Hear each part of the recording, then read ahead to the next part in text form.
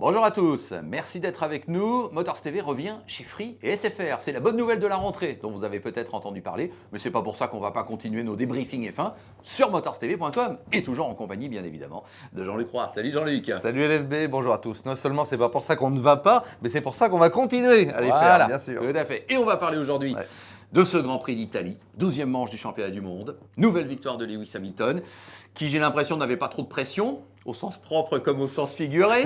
Oui. Parce qu'au sens figuré, bon, j'ai l'impression qu'il est un peu seul au monde, bravo à lui, on va en parler.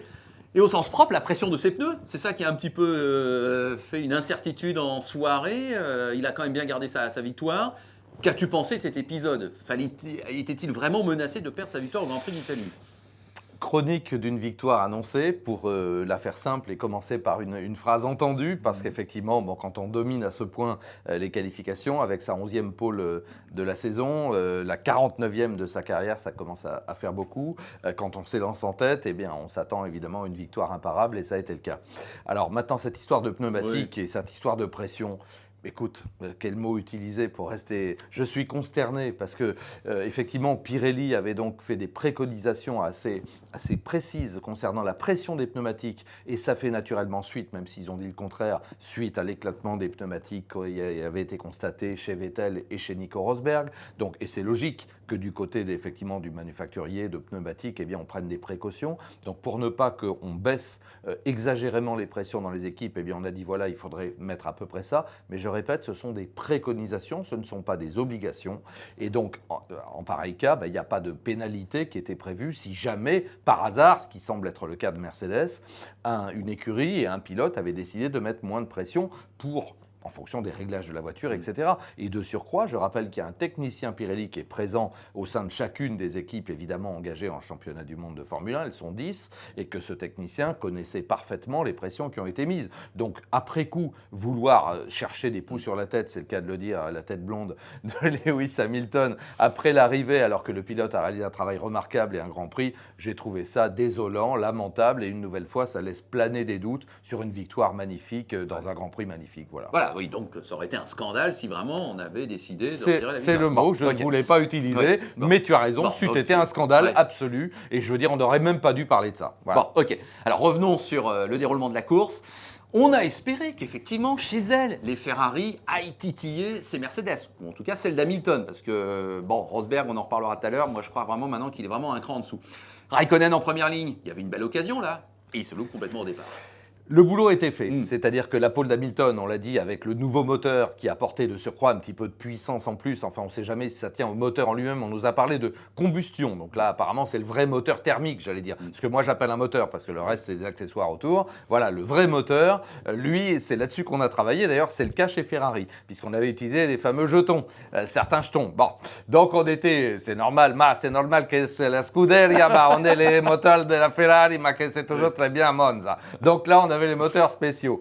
Bon, le résultat est là. On a les deux Ferrari qui s'intercalent devant Rosberg, pénalisé par le fait que lui est obligé de reprendre son vieux moteur qui a déjà 5 Grands Prix. Bon, on peut comprendre que même un moteur Mercedes, au bout d'un moment, quand même, ça finisse par fatiguer. Bon, on n'est pas dans le cas Renault ou Honda, heureusement, mais bon. Donc, c'est vrai qu'il était moins performant. Et puis, bon. Donc, j'en reviens à ta question. Raikkonen devance Vettel parce qu'il met tout ensemble et c'est génial. On se dit, ça y est, on a retrouvé le vrai Raikko avec justement cette capacité de se sortir les tripes au bon moment, devant le public. S'il prend un bon départ, ma foi, on imagine tout. Et puis voilà. Patatras. Moi, j'ai l'impression qu'arrive à Béné, le charge un petit peu, Raikkonen, en disant il s'est un peu loupé avec ses doigts, là, en appuyant sur pas les bons boutons. Bon, le fait est que c'était évidemment ce qui ne devait pas arriver. C'est arrivé, il est dernier au premier virage. Maintenant que le pilote est vraiment responsable, et c'est quand même formidable aussi de dire ça de son départ, entre autres, oui, je crois qu'il peut s'en prendre qu'à lui-même. Là, on ne va pas dire c'est l'ingénieur qui ne lui a pas donné la bonne programmation au bon moment. Donc, il s'est loupé. Est-ce que c'est la pression? Je ne sais pas. Quand même, quand on a autant de métiers que Kimi Raikkonen, on peut s'en étonner, mais ça ressemble un petit peu à ça. Massa, c'est vrai que lui-même, en signant les autographes, on l'a su pendant une demi-heure en faisant même des sourires. On a vu un sourire sur le visage. Mais oui, ça existe de Kimi Raikkonen. Donc, un peu pris par le charme du moment. Est-ce que lui aussi s'est mis une pression tellement forte que il a tremblé au moment du départ et il a fait juste ce qu'il fallait pas. C'est même un miracle que personne ne le percute. En tout cas, il est dernier à la première chicane et dernier au premier tour, ce qui lui permet évidemment de se lancer dans une remontée. Après, puis il termine 5e, il fait un beau Grand Prix, effectivement. Mais évidemment, le principal n'a pas été réalisé, on va dire ça comme ça. Bon, Vettel aurait-il résisté à Rosberg sans l'abandon de ce dernier, malgré tout, à 2 tours de la fin? Qu'est-ce que tu en penses? La réponse est oui, bien sûr. Il est sur un nuage. Il est sur un nuage, Lewis Hamilton, là, à tout niveau. Alors, effectivement, après son comportement, on l'a déjà dit, hors course, hors piste, il vous plaît, il ne vous plaît pas, et on peut le critiquer, pas le critiquer. Il a choisi de le mettre en scène. C'est dans l'époque, il est dans son temps. C'est, j'allais dire un jeune homme, non, c'est un homme de 30 ans qui se comporte peut-être, de mon point de vue, un peu comme un ado, mais bon, c'est son problème, c'est pas le mien. En tout cas, sur la piste, c'est un pilote de course formidable. C'est manifestement là aujourd'hui on peut dire le meilleur, même si Vettel n'a rien rendu avec la Ferrari dont il disposait, il n'a rien lâché. J'allais même dire Alonso et Button qui vont se batailler comme des chiens pour la 15e ou 15e place, c'est formidable aussi. Ça veut dire qu'il reste quand même des pilotes de course et ça fait plaisir. Mais bon, oui, Hamilton est au-dessus du lot et je pense que Rosberg, quelque part, je ne sais pas si ça se pose comme ça, il nous dit oui, je vais me battre jusqu'au bout. Déjà, il faudrait commencer par le fait de le devancer en qualif. Il l'a fait l'an dernier brillamment. Au total de l'année, là, il est un ton en dessous et le mot est faible. 53 points d'écart au championnat. Plus de 2 Grands Prix d'écart. Bon, on n'aime pas dire que c'est fait parce que effectivement, il reste quand même plusieurs courses, mais la tendance, elle est de plus en plus affirmée, Grand Prix après Grand Prix. Bien sûr, LFB, là, je crois qu'on ne va pas mentir, on ne va pas maintenir un suspense. Maintenant, ça reste un sport aléatoire, ça reste un sport mécanique, et donc les problèmes mécaniques qui ont frappé Rosberg, pour les raisons qu'on vient d'évoquer, peuvent frapper Hamilton. Il peut effectivement marquer 0 parce qu'il y a eu une rupture mécanique, ou malheureusement, et je touche du bois, un accident ou autre, parce qu'on ne se balade pas, entre guillemets, à 350 km/h impunément. Maintenant, il maîtrise tellement son sujet, on a l'impression même que, effectivement, c'est pour lui une nouvelle fois, quoi. C'est l'homme fort, c'est le patron de la discipline en ce moment. Dans ceux qui sont dans les points, j'avais envie aussi de te poser une question sur Williams, parce qu'ils nous ont offert quand même une petite guéguerre en fin de course. Qu'est-ce qu'il faut en déduire éventuellement?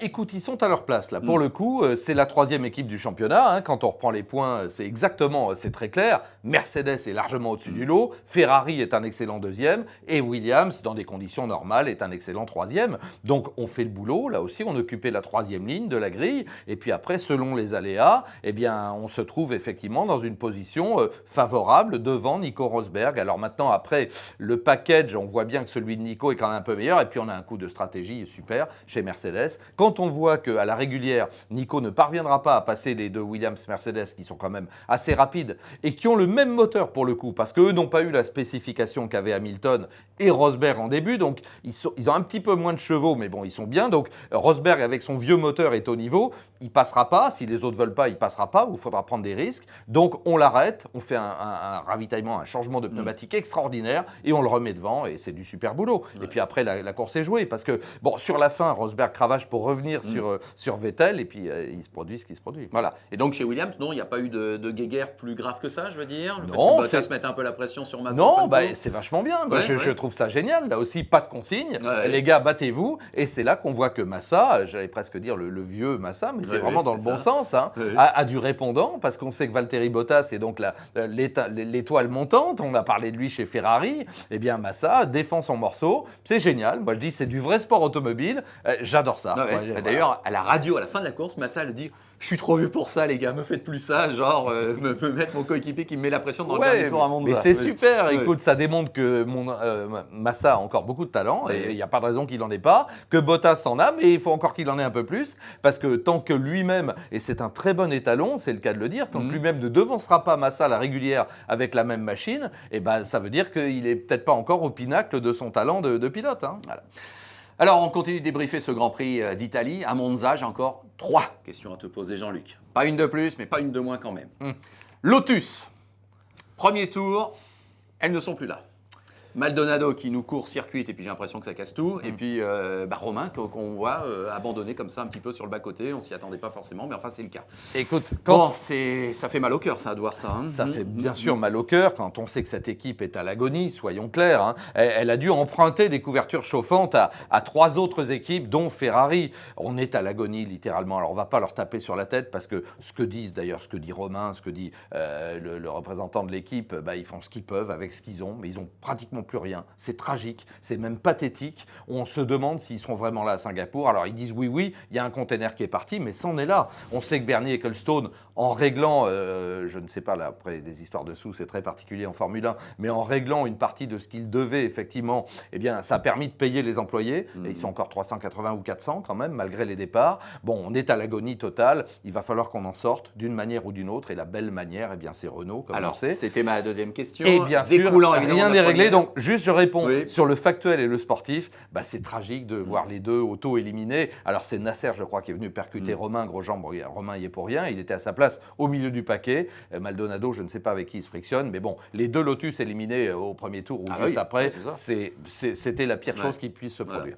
Alors Renaud, quelles sont les infos? Parce que dans la série, les coulisses un peu de la Formule 1, on profite à chaque fois de ta présence pour essayer de te poser la question, même si je sais que c'est pas forcément facile de tout savoir. Non.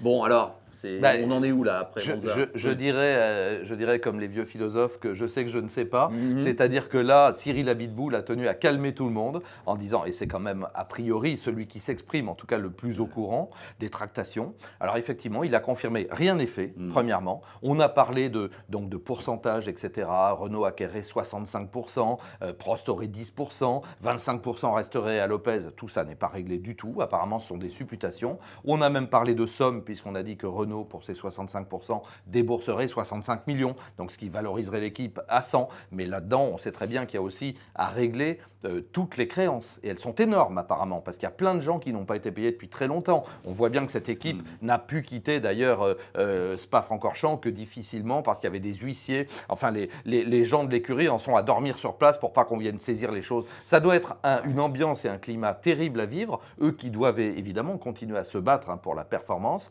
Donc c'est tragique, c'est épouvantable. On garde la tête haute et c'est très bien ce que fait Romain. Il essaie d'emmener les troupes à l'assaut et il l'a démontré à Spa. Mais là, ça fait mal au cœur, parce que Lotus, c'est quand même une équipe mythique de la Formule 1. Et il va falloir qu'on en sorte et rapidement. Soit effectivement Renault rachète, et je sais qu'il y a plein de contraintes. Le moteur, puisque normalement l'accord avec Mercedes, il court encore en 2016. Et j'imagine bien qu'ils ne sont pas réglés. Non, ils ne sont pas payés, sous-entendu. Ça ne peut pas être autrement. Chez Pirelli, tu te rappelles, un moment, on leur a donné les pneus au dernier moment.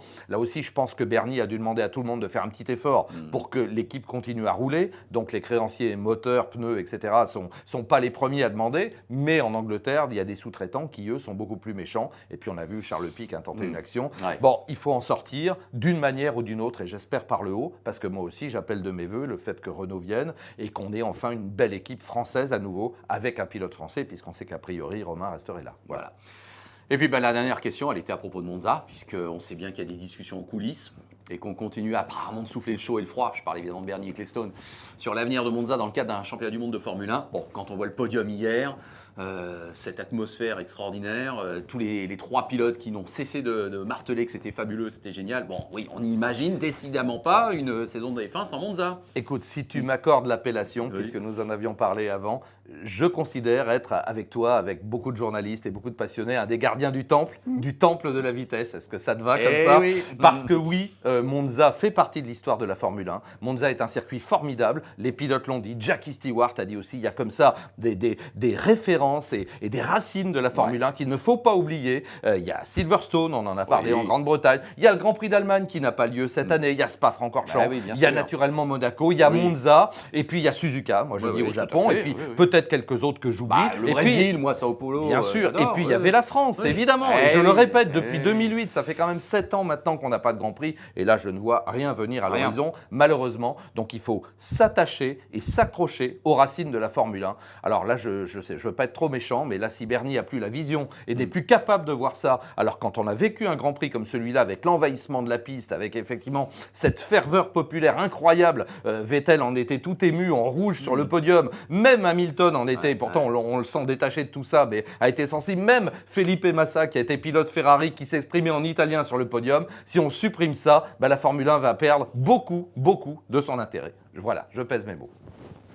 On pourrait s'arrêter là, mais on va s'arrêter là parce que qu'est-ce que vous voulez raconter? Voilà. Bon, écoute, merci Jean-Luc, je crois qu'on a fait le tour complet. Effectivement, l'actualité de la F1 ne s'arrête jamais. On verra dans les prochaines semaines ce qu'il y aura, mais il y aura forcément des choses à dire. Et puis, il y a le prochain Grand Prix, surtout au calendrier. Singapour, qui a su gagner sa place dans le monde moderne. Mais on parle d'atmosphère. Bon, c'est une atmosphère un peu froide quand même. Artificielle. Voilà. Attends, on va pas cracher dessus. Ça se déroule en nocturne. C'est un circuit en ville, etc. Mais bon, avant que ça devienne une tradition, il faudra aller au moins 10 ans. On va y aller. Alors, moi, ça reste attaché au Singapour Gate, tu vois, donc c'est pas terrible. Bon, de toute façon, on se retrouvera pour un nouveau débriefing F1 spécial Singapour avec toi, Jean-Luc, et on verra donc comment ça s'est passé. Et s'il y a des nouvelles, on vous les donnera, rassurez-vous.